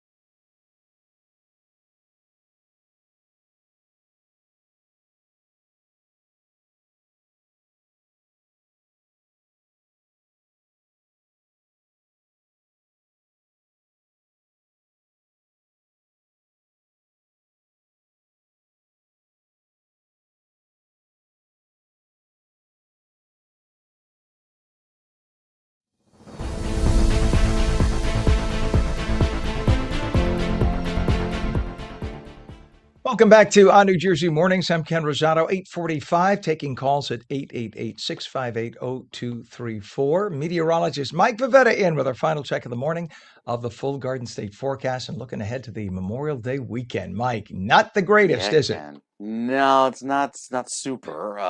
Love it if you like some rain, you like some wet weather. Maybe Netflix and chill. I mean, there's not going to be a whole lot of outdoor things to do when you have about 1 to 2 inches of rain falling just on the day on Saturday, and then you add Sunday's forecast. And look at that yellow spread across New Jersey. 2 to 4 inches of rain expected down the shore, up to 4 inches of rain over the next several days. So a lot of water spread out over this time period. Now, granted, this is water that we could use, obviously not ideal for the timing given it's right during the middle of our holiday weekend with the 1 to 2 inch rainfall deficit for most of the state. Yes, obviously the drought is still present south of 195, but I think that'll come down, especially in the next few weeks as the rain takes over today. Northern New Jersey sees those showers return. The good news is that the longer range forecast has some drier weather ahead. So maybe next weekend we'll try for a take two, if you will, of the holiday weekend, especially trying to get out toward, do some outdoor activities. Notice that dry weather and warm weather persists through the end of the month. Not to be found this weekend, however. By Monday, we'll start to see some breaks in the clouds, maybe get some brightening of the skies. We're back in the 80s come Tuesday, and the end of next week looks nice and dry. So it's going to take some time to clear things out, even at the shore, where that wet weather remains right through this weekend, Ken. Right, Mike. There you have it. There you have it. I see that chilly board up there. I just can't believe it's. I see 60s Yeah. like that as we're coming close to June. All right, Mike. Thank you very much, sir. Enjoy your Memorial Day You weekend. too. A memorable Memorial Day, and I mean that in a very good way because we say Happy Memorial Day to people, and we're talking about people who Mm, died fighting for our country. So do right. something nice for some help a vet, even if you just do something nice for other people in honor of those who fought and died for us. That would be a nice way to remember them. Thank you very much, Mike. Appreciate you. All right. Mike's going to be busy with two babies under 16 months. That's or 17 months now. I don't know how old Nino is now, but Nino and Enzo, God bless, and poor Steph at home, probably exhausted. It is 8:48 right now. Just a quick check of traffic. We have a crash, overturned vehicle two. It's on the Turnpike Inner Roadway northbound, north of Interchange 12 by Carter Rawway in Linden. A right lane is blocked there. Over on Route 40, utility pole down, both directions impacted by Franklin Ave, East Harbor Township. All lanes are closed. And then two issues on US 1. One is downed wires, both directions impacted south of Woodbridge Avenue, Edison. All lanes are closed there. Then we move a few miles away, and there are down wires on US 1 southbound from south of Raymond Road to south of Ridge Road in South Brunswick. Right shoulder is closed there, and that's been the case since last night because of these storms that we had that moved through. Route 9 utility pulled down also due to the storms. Southbound north of Sunrise Boulevard in Lacey Township, all lanes are closed. Route 29 utility pulled down both directions north of Fiddler's Creek Road and Hopewell, all lanes closed there. And then we have problems on your Hudson River crossings. Lincoln is now your best bet at 20 minutes in, but the Holland Tunnel is 35 to 40 in, just bumper to bumper traffic going into the tubes. And GWB upper and lower levels, we had an overturned vehicle. A disabled vehicle on the upper level, which is the right side. That's been cleared, but you still have residual delays. Going to cost you 40 minutes into Manhattan, as you can see. Upper level on the right, lower level on the left. It is 8:49 right now. And now the following segment brought to you by our friends at AARP New Jersey.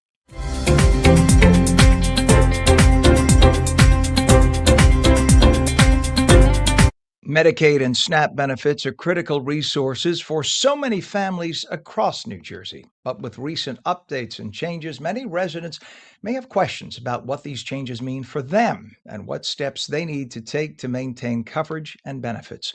Dr. Stephen Cha is Commissioner of the New Jersey Department of Human Services. We say good morning to you, Dr. Cha.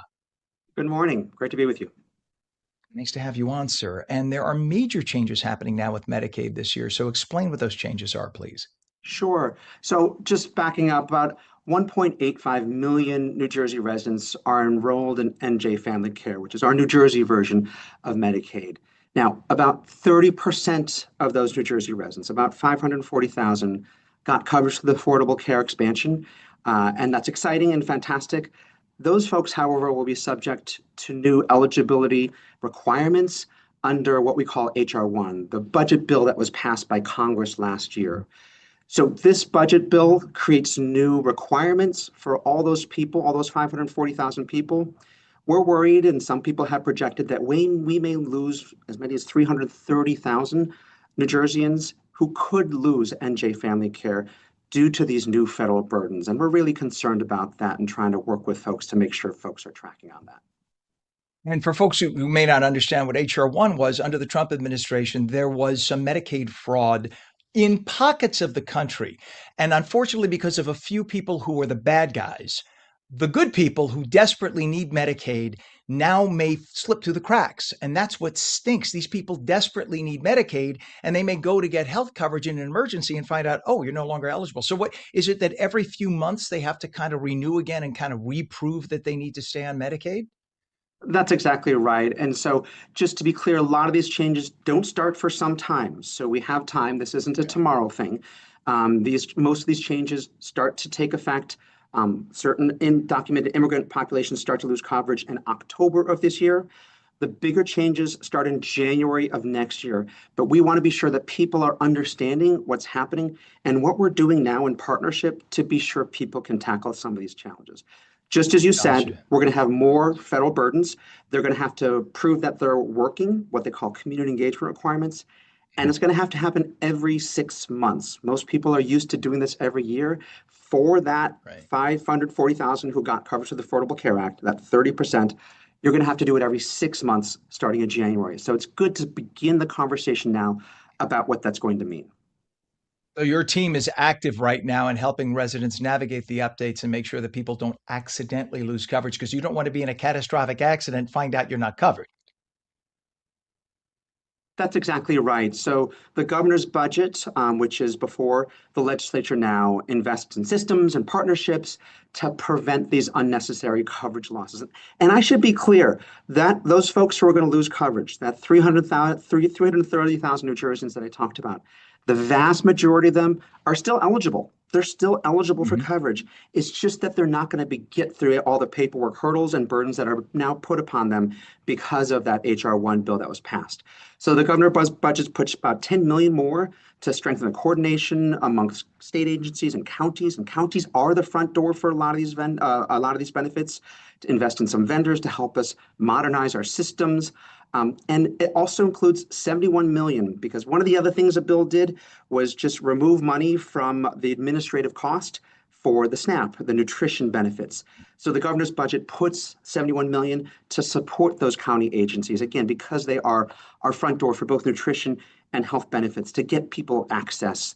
So we're just trying to focus for the rest of the year to make our systems work better, to take these investments in both county partnerships and our vendors and make this work better for people. We want all eligible residents to stay on the program as much as we can. Sadly, so many people who are on Medicaid are the very people who are unable to get the mail, read the mail, figure out multiple pages of complex forms, fill them out, get it. Those are the people that need the help the most. And unfortunately, they're the ones we're obviously most concerned about. But what should people do if they get that renewal paperwork or notice in the mail? What's the first thing they need to do? Yeah, so we're going to be reaching out to contact all of our beneficiaries by fall 2026 of this year with more information. And again, for 70% of our beneficiaries, don't need to do a thing. Don't worry, relax.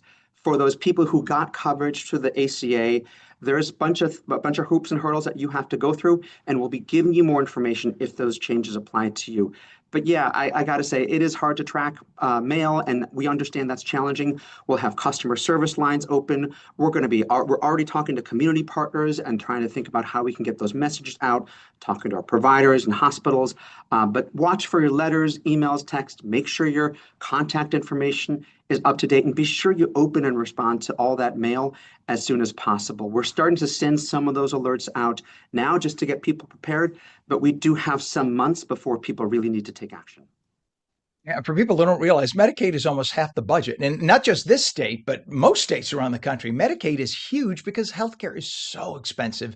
We kind of started to deal with it in the last couple of decades, and we kind of dropped the ball. And this is still a major problem. Doctor, if people have questions or need help with Medicaid or SNAP, where can they go? What website can they go to, or whom can they contact right now? Absolutely. You can call the NJ Family Care customer service at 800-701-0710, or go to our website at dhs.nj.gov. So we're here to help support people. We want to make sure that your contact information is up to date and make sure that both, and we didn't talk about the SNAP, but more than 800,000 New Jersey residents also rely on SNAP, and we're seeing projected benefits losses as well because of that budget bill. So it's both nutrition and the healthcare that we're really trying to figure out how we can move forward here. Wow. Well, thankfully, you're on top of it and helping so many people out. Dr. Stephen Shaw, Commissioner of the New Jersey Department of Human Services. Thank you for this very important information, and thanks for coming on this morning. Appreciate you. Dr. Shaw is great. Fantastic interview. Thank you, sir. It is 8:56, and it is Memorial Day weekend coming up. Meteorologist Mike Favetta says, not a lot of sun. We will likely have rain today, certainly cooler than it was the last few days. Pam, our director, is overjoyed right now. Highs only like 60, 61 all day today. In fact, Mike says as the rain comes through today, it'll actually get cooler at times into the upper 50s. And that is on New Jersey Mornings for your Thursday, May 21st, 2026. Again, through the weekend, it's going to be mostly cloudy, a lot of rain on and off, etc. So not the greatest Memorial Day weekend. Just remember the purpose of the weekend, to memorialize those who have died for us. That's all that matters. Love your family, love your neighbors, be nice to people who need help. And that's how you can honor the people who fought and died to protect us and give us the freedom to have a day off on Monday and enjoy. All right. Remember, you can stream us at onnj.com, onlaca.com, onfla.com, Roku, Fire TV, News on, Samsung TV Plus, Apple TV, YouTube, Facebook, X, Substack, Rumble, Twitch, and Local Now. We'll catch you again tomorrow morning at 7 a.m. Tell all your friends about us. Till then, have a great day.